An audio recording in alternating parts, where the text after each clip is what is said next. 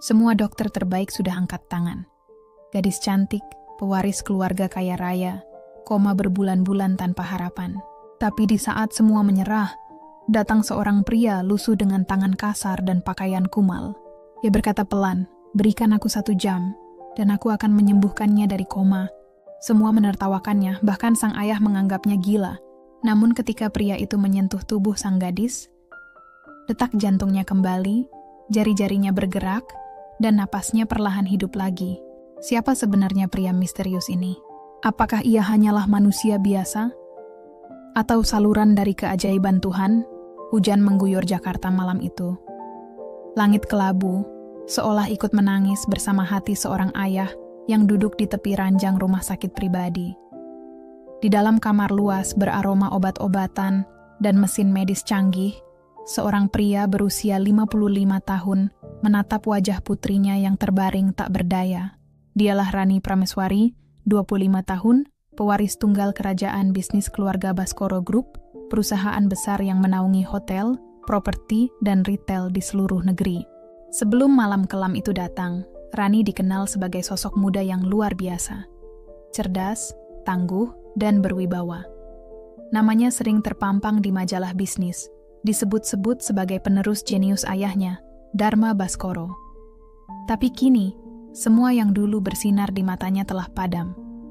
Yang tersisa hanya tubuh lemah, dan suara mesin yang menjaga hidupnya tetap bertahan. Sudah 8 bulan Rani koma, 8 bulan tanpa senyum, tanpa tawa, tanpa satu pun kata. Wajahnya pucat, bibirnya kehilangan warna, tubuhnya kaku diselimuti kabel dan selang. Semuanya berubah sejak kecelakaan mobil maut yang menewaskan tunangannya, Arsen, dan meninggalkan Rani di antara hidup dan mati. Dharma, sang ayah, yang dulu dikenal sebagai pengusaha berwibawa dan tak pernah terlihat rapuh, kini menjadi bayangan dirinya sendiri. Dunia bisnis yang dulu menjadi kebanggaannya tak lagi berarti apa-apa. Ia menolak rapat, menolak makan, bahkan menolak berbicara dengan siapapun, kecuali dokter dan perawat yang menjaga putrinya. Setiap malam, ia duduk di kursi di sisi ranjang itu. Dengan mata sembab dan suara bergetar, ia berbisik pelan, "Rani, kalau kamu bisa dengar suara ayah, bangunlah nak. Kau terlalu kuat untuk menyerah." Ia sudah menghabiskan segalanya.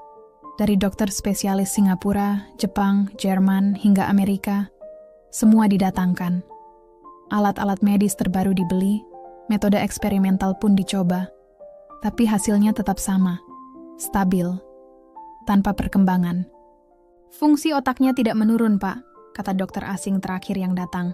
Tapi kemungkinan untuk sadar hampir mustahil. Kata mustahil itu terus bergema di kepala Dharma setiap hari, menghantui setiap detik hidupnya. Ia menolak percaya. Ia yakin, masih ada sesuatu yang belum dicoba. Sesuatu yang lebih besar dari logika manusia. Dan hari itu, jawaban itu datang dengan cara yang tak terduga. Di depan gerbang besar rumah keluarga Baskoro, berdirilah seorang pria sederhana. Tubuhnya basah oleh hujan.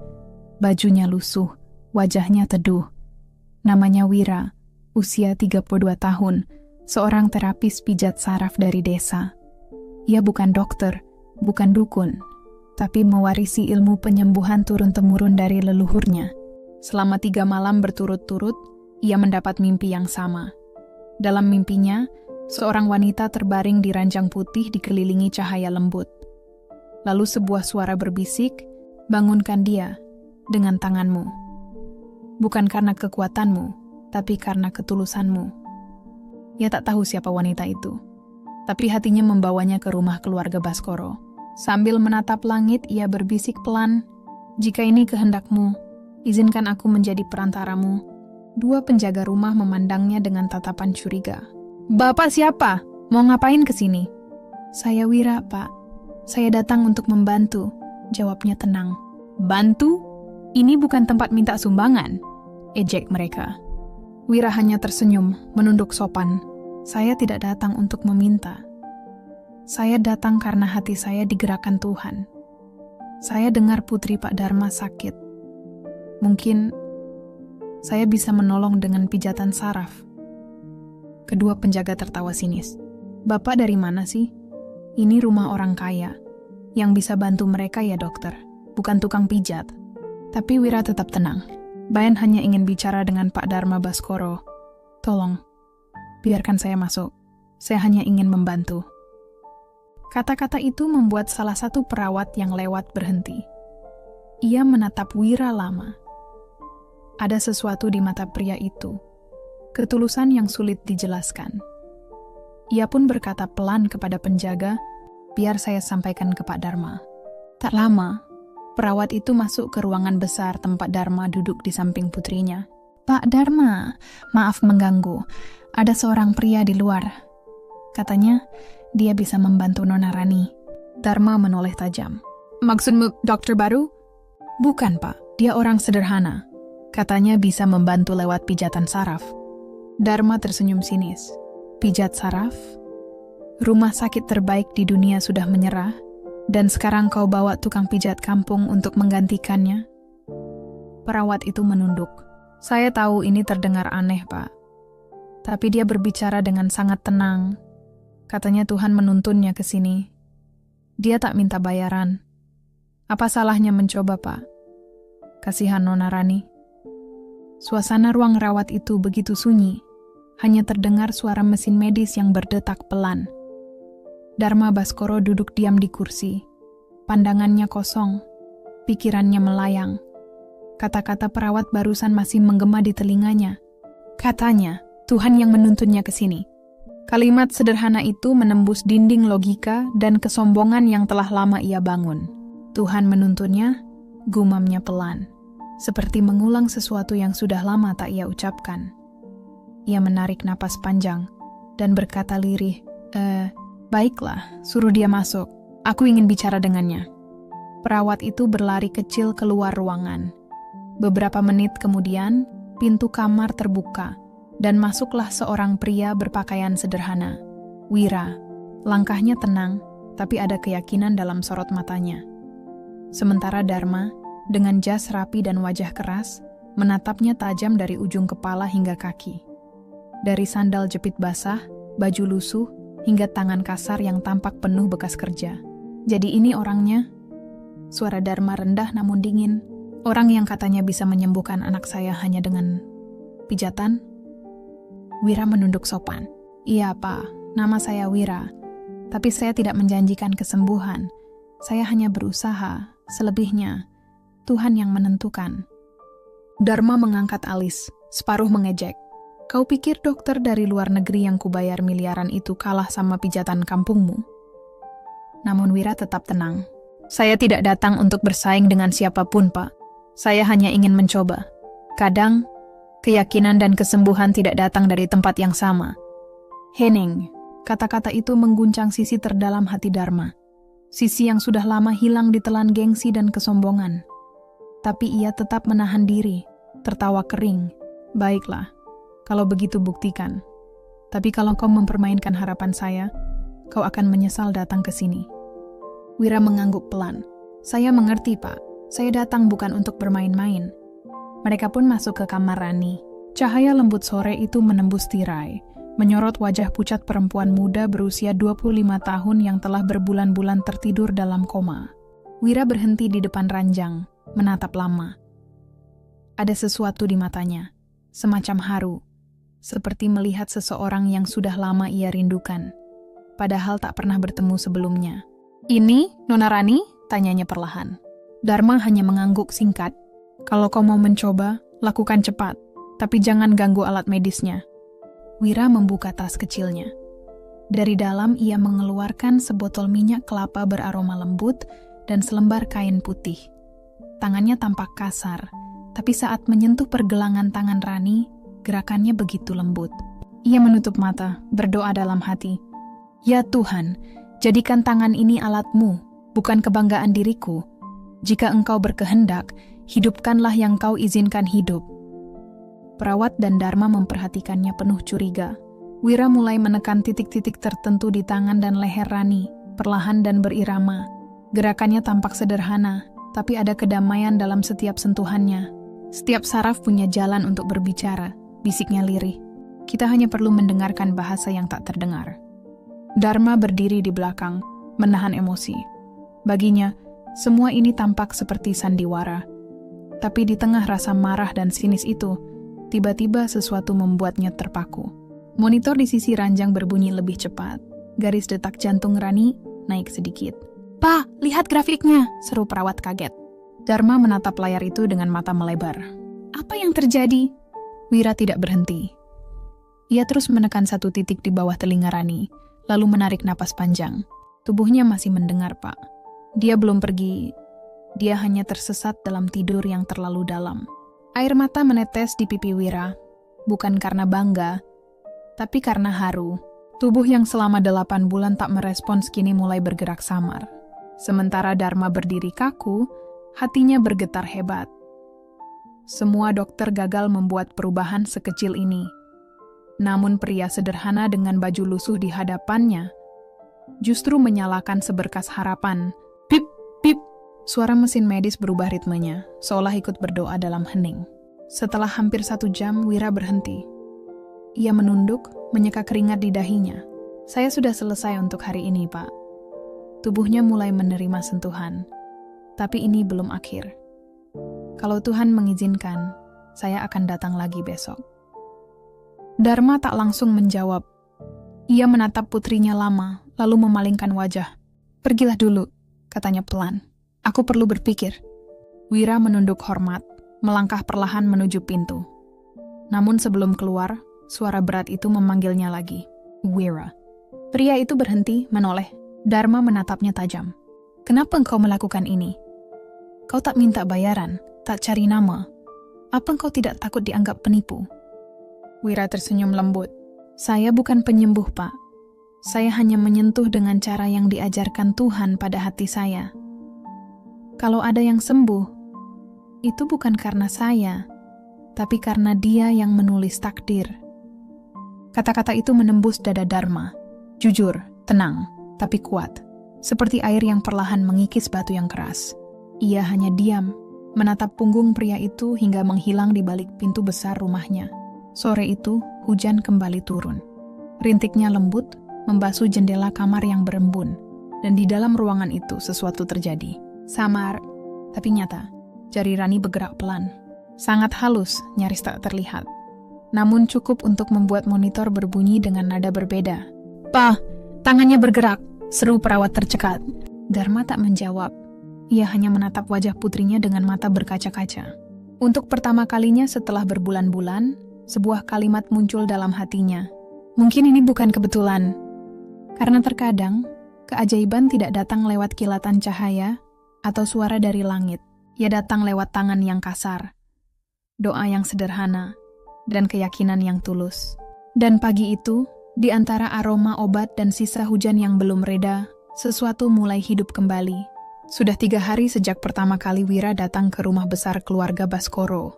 Kedatangan pria berpakaian sederhana itu masih saja jadi bahan bisik-bisik di antara para pelayan. Ada yang menatapnya dengan rasa kagum. Ada juga yang memandang dengan curiga. Tapi bagi Dharma, hari-hari itu seperti ujian antara logika yang selalu ia junjung dan keimanan yang lama ia abaikan. Setiap pagi, tepat pukul 8, Wira datang membawa tas kecil berisi minyak kelapa yang sama. Ia selalu mengetuk pelan pintu kamar sebelum masuk, menunduk hormat, lalu mulai ritual pijatannya dengan doa yang diucapkan hampir tanpa suara. Hari pertama, setelah pijatan itu, dokter pribadi keluarga datang memeriksa kondisi Rani.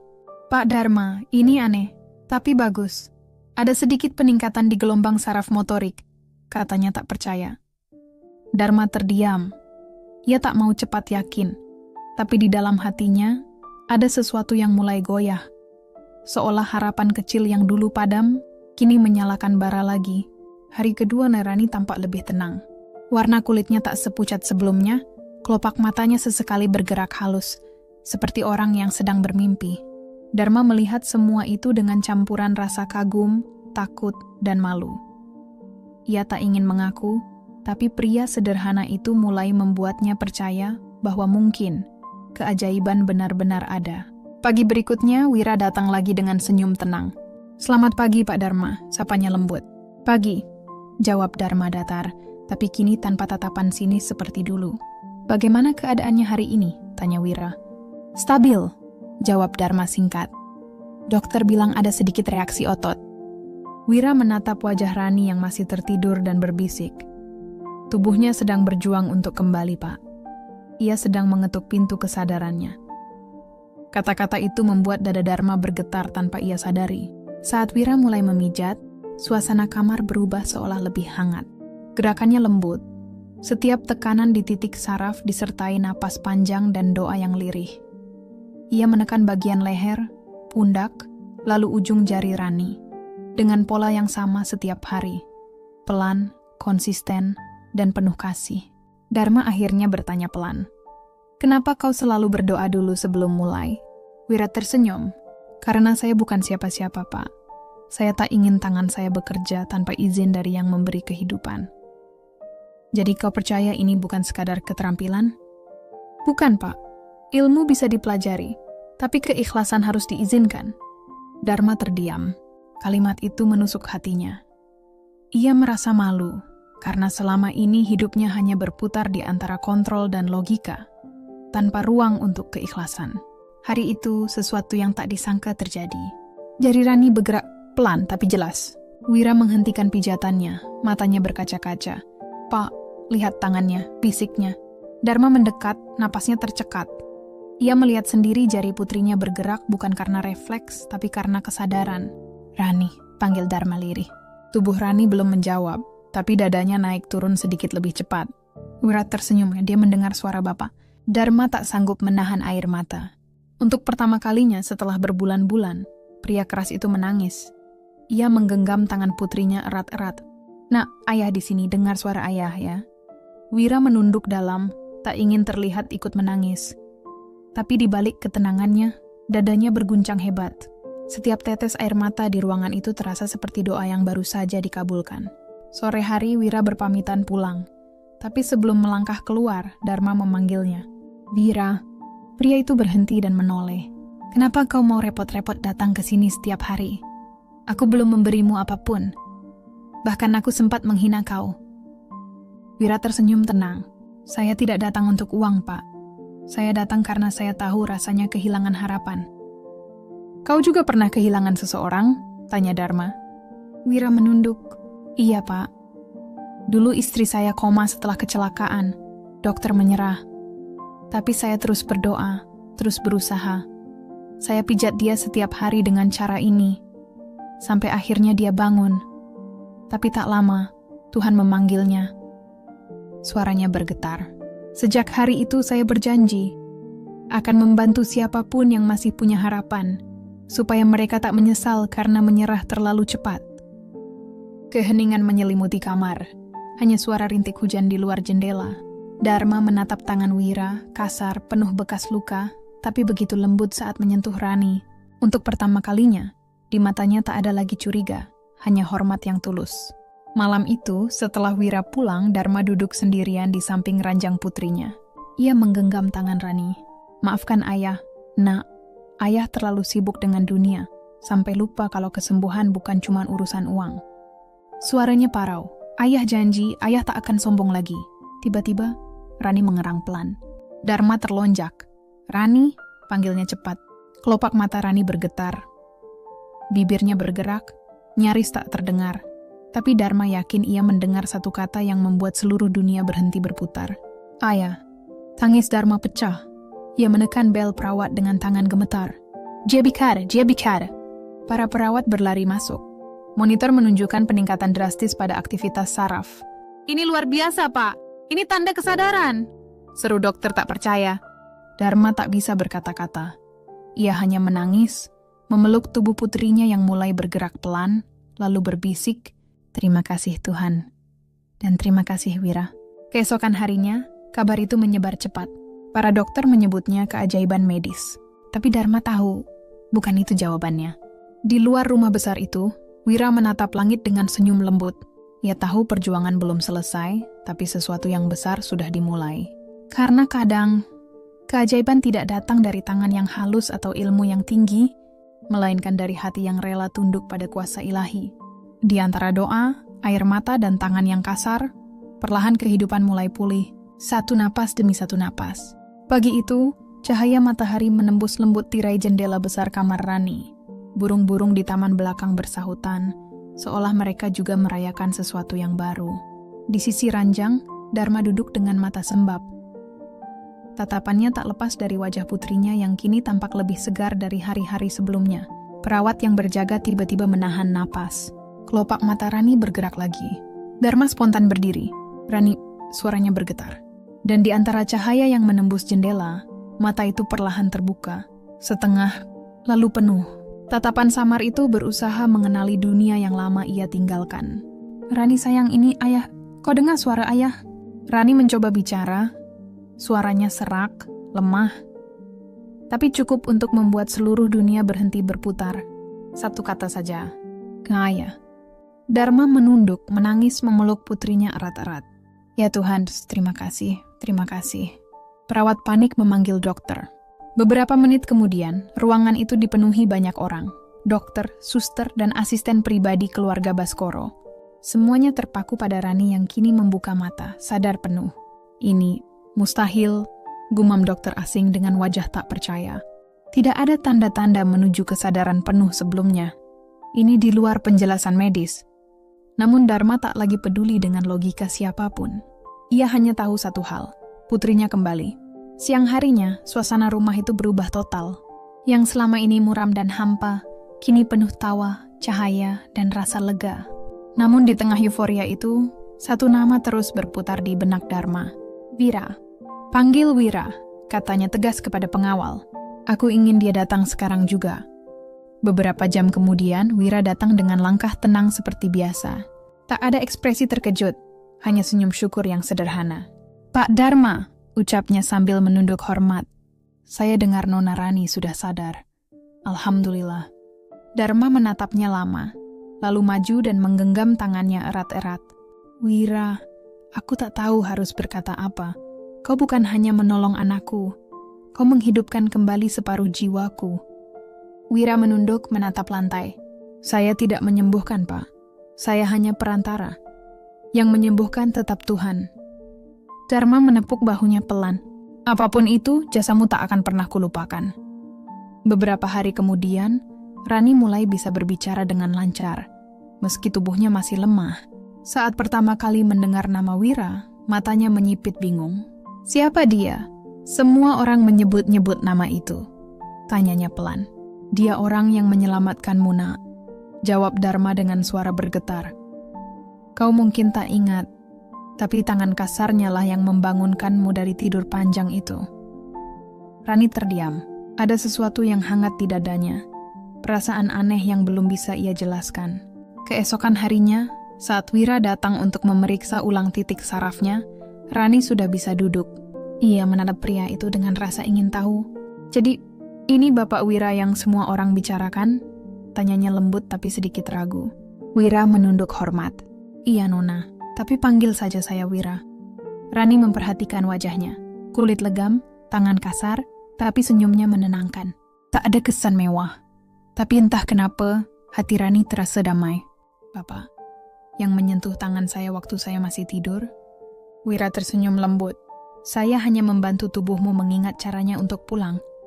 Rani menatap tangannya sendiri, lalu berbisik pelan, kalau begitu, terima kasih sudah memanggil saya pulang.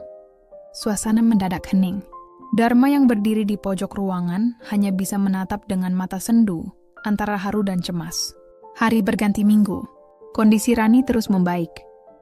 Ia sudah bisa berjalan dengan tongkat, mulai tertawa, bahkan sesekali berbincang ringan dengan Wira saat terapi. Namun, kedekatan itu mulai menimbulkan bisikan di kalangan pelayan dan kerabat. Coba lihat, nona muda itu bicara begitu lembut dengan orang kampung itu. Bapak Dharma pasti tak suka kalau kedekatan itu berlanjut. Dan benar saja, suatu sore Dharma melihat Wira dan Rani tertawa kecil di taman. Wajahnya menegang. Begitu Wira pamit pulang, Dharma memanggilnya. Wira, katanya dengan nada serius, aku sangat menghormatimu. Tapi aku juga seorang ayah. Rani baru pulih, dan aku tak ingin dia terpengaruh terlalu dalam. Wira mengangguk pelan. Saya mengerti, Pak. Saya tak punya niat lain. hanya ingin memastikan kesembuhannya sempurna. Dharma menarik napas panjang. Aku tahu kau orang baik, tapi dunia kita berbeda.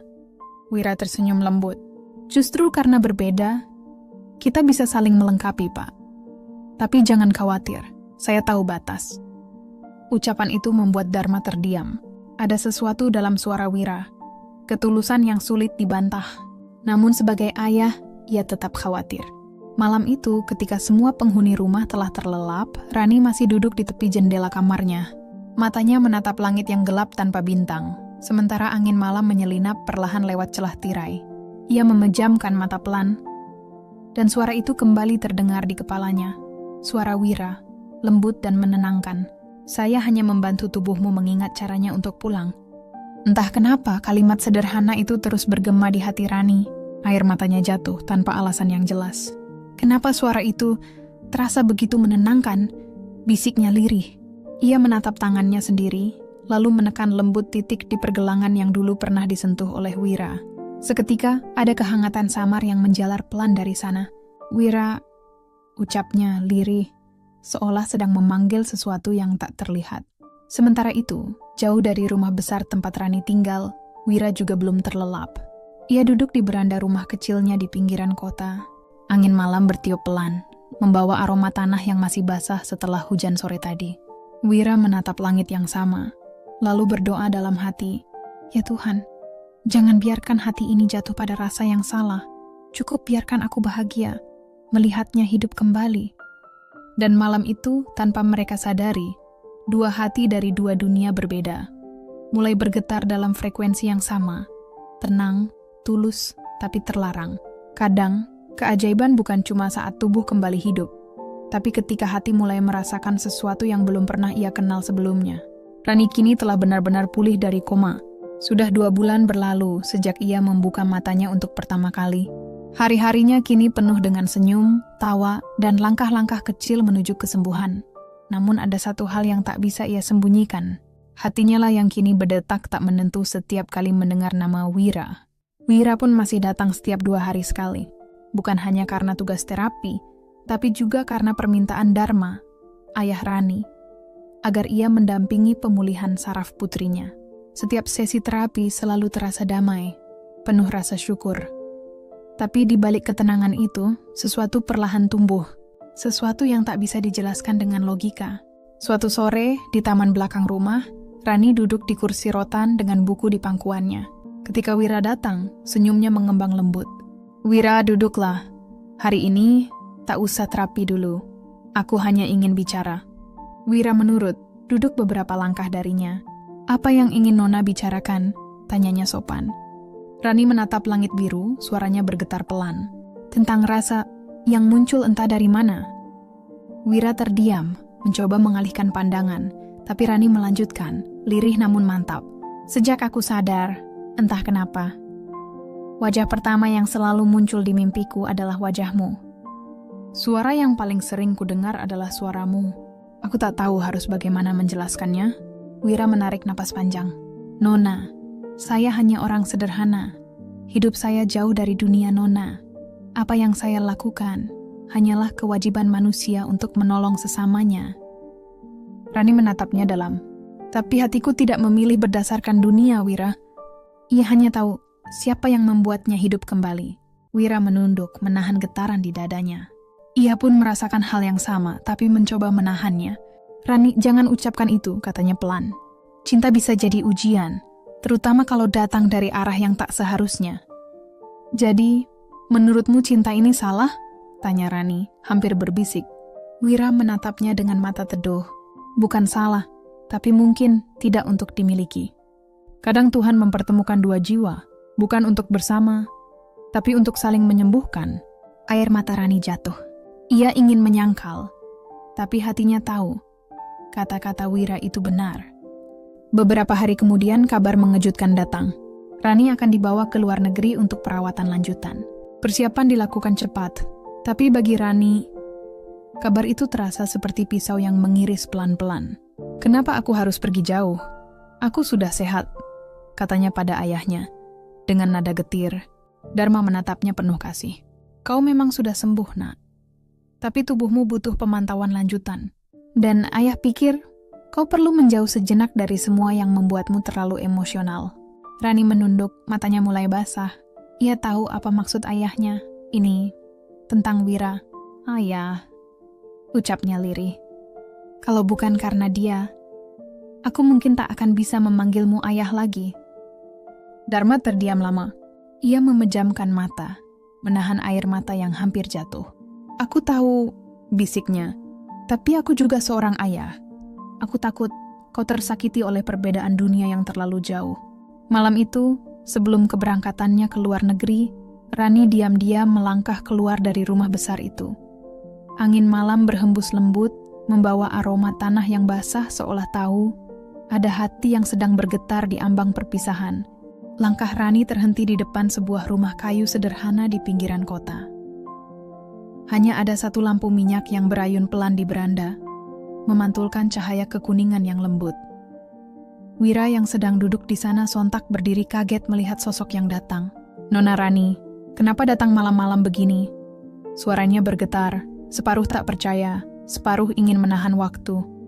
Rani berdiri di depan pintu, matanya berkaca-kaca, suaranya pelan namun syarat emosi. "Aku hanya ingin mengucapkan terima kasih sebelum aku pergi." "Pergi? Pergi kemana?" tanya Wira, menatapnya dengan dahi berkerut. "Ke luar negeri. Besok pagi," jawab Rani hampir berbisik. Wira menunduk. Hatinya serasa diremas dari dalam. Lalu dengan suara pelan ia berkata, "Kalau begitu, semoga perjalananmu lancar. Tuhan selalu bersamamu." Hanya itu, tak lebih. Rani menatapnya getir, matanya bergetar menahan air mata. "Begitu saja, Wira. Tidak ada yang ingin kau katakan padaku setelah semua yang kita lalui?" Wira menatapnya lama. Ada kesedihan dalam pandangannya, namun juga keteguhan. "Kalau aku berkata, aku menyayangimu, apakah itu akan membuatmu bahagia? Atau justru membuatmu terluka nanti?" Air mata Rani jatuh. "Aku tidak peduli dunia, Wira. Aku hanya tahu hatiku menemukan rumah di hadapanmu." Wira melangkah perlahan mendekat. Tangannya yang kasar mengangkat lembut wajah Rani. Untuk pertama dan terakhir kalinya. "Rani," katanya lirih, "aku bukan rumahmu. Aku hanya orang yang menunjukkan jalan pulang." Rani menggenggam tangan itu kuat-kuat, menempelkannya ke dada yang berdebar. Tapi tangan inilah yang membuat jantungku berdetak lagi. Wira menatap dalam, menahan napas, lalu perlahan menarik tangannya dari genggaman itu. "Kalau begitu, biarkan ia terus berdetak. Untuk kehidupan barumu, bukan untukku." Malam itu mereka berpisah dalam diam. Tak ada janji, tak ada pelukan. Hanya doa yang tertinggal, menggantung di antara dua hati yang saling mencintai. Namun tak bisa bersatu. 3 bulan berlalu. Dunia tiba-tiba dihebohkan oleh berita mengejutkan. Rani Prameswari sembuh total. Sebuah keajaiban medis langka yang bahkan dokter-dokter terbaik pun sulit menjelaskannya. Namun di tengah sorotan kamera, pesta, dan tepuk tangan, nama Wira tak pernah disebut. Ia tetap hidup sederhana di desanya, menolong orang-orang sakit tanpa pamrih, tanpa publikasi, tanpa penghargaan. Sampai suatu sore, sebuah mobil hitam berhenti di depan rumah kayunya. Seorang kurir turun, membawa sebuah surat dan kotak kecil.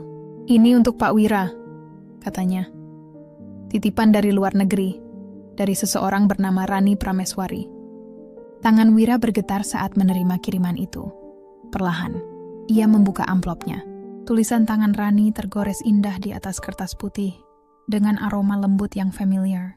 "Wira, aku tidak tahu apakah kau masih mengingatku, tapi setiap kali aku menatap cermin, aku selalu teringat pada tanganmu. Tangan yang kasar, tapi penuh kasih.